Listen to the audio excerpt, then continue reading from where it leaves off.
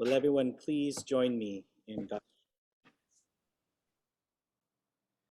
When they hear the profound Dharma, they rejoice and entrust themselves to it without giving rise to any doubt.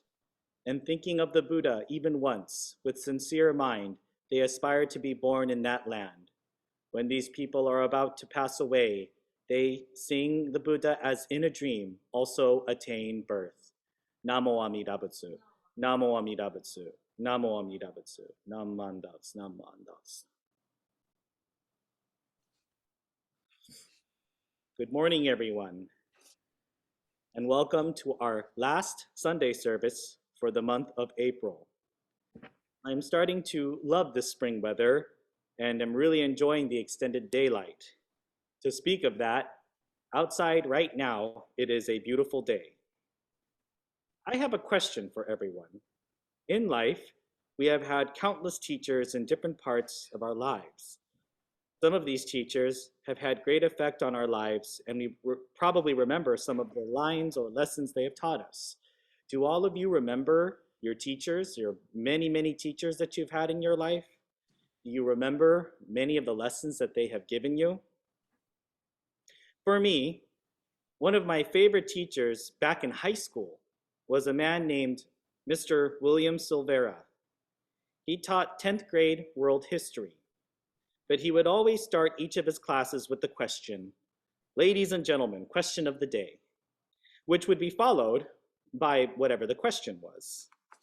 I remember a couple of the questions being, do the ends ever justify the means?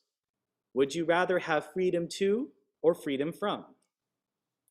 Every time we were taught a lesson, he would always begin his lecture with this question or with this line. And I was always eager to think about what my opinion on the subject was. We would have some great debates in our class, and I would be forced to think about difficult decisions. He would often relate these questions to very significant times in our human history, like the beginning of World War I. Who was at fault for starting it? Was it the Serbians? Was it the Russians? Was it the Germans? We don't know. But we would all have a debate about it and try to come to some sort of conclusion. He would also go back way to the early days of Greece, teaching us about the great philosophers like Socrates, Plato, and Aristotle. What makes Mr. Silvera such a successful teacher is his ability to inspire us students to think for ourselves and to relate some of the world's most historic events to our own lives now. Maybe all of you had a teacher or teachers that you can think of off the top of your head, and something that they said that still inspires you to this day. Whether it be in your daily lives or during a particularly difficult moment, maybe sometimes some of these teachers' quotes or lines ring in your ears. For us as Jodo Shinshu Buddhists, we revere the teachings of the three Pure Land Sutras. The quote from this morning was taken from the larger sutra and talks about all of us ordinary beings who listen to the Dharma and find peace and refuge within the teachings. Why does this teaching speak to us? Because as ordinary beings, we're not enlightened or not born in circumstances that allow us to do the hard, austere practices that the Buddha did or that the marathon monks of Mount Hiei can do. There is still a Dharma teaching for all of us. We rejoice in this teaching because Amida Buddha, the Buddha of infinite light and life, the creator of the Pure Land, accepts all sentient beings as they are. One of the main reasons why we keep coming back to the temple is because of the teachings of Shakyamuni Buddha and Shinran Shonin. Shinran Shonin is another teacher who has given us the gift of so many profound poems and writings. Sometimes these poems and writings may cut deep, but are also truths that we must all come to face. But of course, one of the quotes we love to sing in our services is Ondok-san. Everyone knows Ondok-san, I'm assuming, and probably some of you may not even need a book to sing it. Just in case many of you forgot what it was, our founder, Shinran, who wrote this poem, professes his deep felt appreciation of his Dharma teachers. and the Buddha's wisdom. He vows to show this gratitude till his dying day, and I found this statement to be so moving as well. This means that Shinran was equally moved and loved the teachings of his master Honen so much that he continued to pass it on to his students when it was their turn to learn. The stream of teachings came down to this day as well. While it is true that religious organizations and membership at temples are starting to decline a bit, I still feel the resonance of the words of Shakyamuni Buddha and Shinran Shonin, especially in today's times. In these past 2 years, we have seen a lot of difficulties in our lives. We have seen divisiveness in our communities, state and country, where political divide has been very wide. What scientists do we listen to? Do we listen to the scientists? We are even experiencing a type of existential crisis due to the changing nature of the pandemic. I still think that it is a crucial time for all of us to continue listening to the Buddha Dharma and the words of Shakyamuni Buddha and our founder, Shinran Shonin. For Shakyamuni Buddha was the great teacher who shared with us a teaching that continues to speak to all of us this day. In fact, I would even go as far to say that deep listening to the Dharma not only can provide us with the comfort that we all seek in our daily lives, but also act as a future guide to how we will go on and live our lives in the present. Looking at Jodo Shinshu's own history, there were many focal points that could have meant the end of our institution of Honganji. Many of you have seen Renyo Shonin on our shrine every day.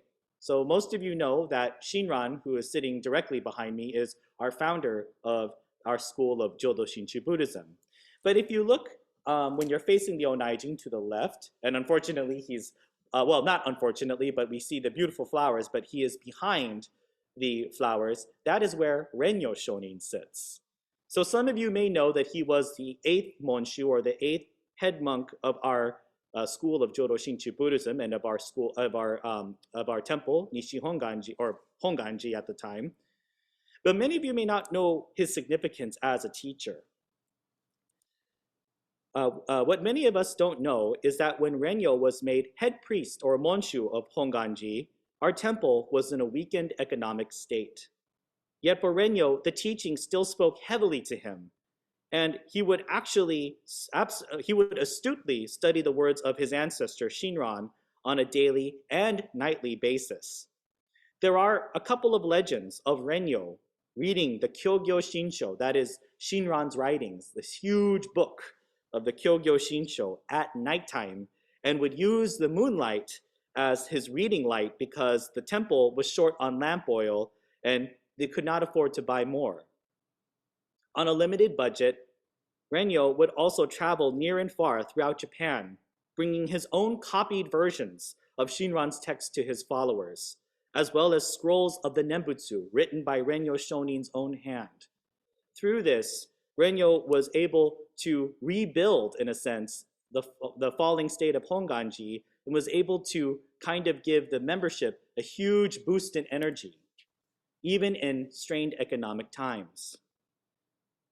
Then I can't help but think of our own temple, Tacoma Buddhist Temple, as well. We had to close our temple doors due to the pandemic and had to make some unwanted changes out of necessity to keep ourselves safe and healthy. Yet, through modern technology, we are still able to broadcast to our members and those interested in listening to the Nembutsu teaching.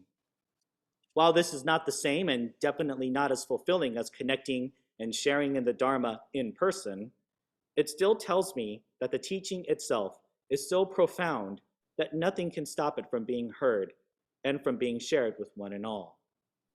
I can't think of a better example of Amida Buddha's wisdom and compassion, still hard at work in changing and often uncertain times. I cannot think of a better teaching to share with all of us here and now, and that we can still take part in, even in this time of pandemic, which hopefully will be over very soon. We still all virtually place our hands together in Gasho and recite the Nembutsu. For when we do, we are still receiving the great teaching from the Pure Land, and are eternally grateful for its purpose to us. So with that in mind, I would like to thank you all for joining us for our last Sunday service in April. I still cannot believe that April is almost done and that we are almost 5 months in to this new year of 2022. I am certain many of you are still probably thinking it's still 2021. And before we know it, 2023 will be upon us. But I will not get too ahead of myself just yet. So with that in mind, I ask everyone to please join me in Gassho. When they hear the profound Dharma, they rejoice and entrust themselves to it without giving rise to any doubt. And thinking of the Buddha even once, with sincere mind, they aspire to be born in that land. When these people are about to die, they, seeing the Buddha as in a dream, also attain birth. Namo Amida Butsu. Namo Amida Butsu. Namo Amida Butsu. Nam Mandats. Nam Mandats. Nam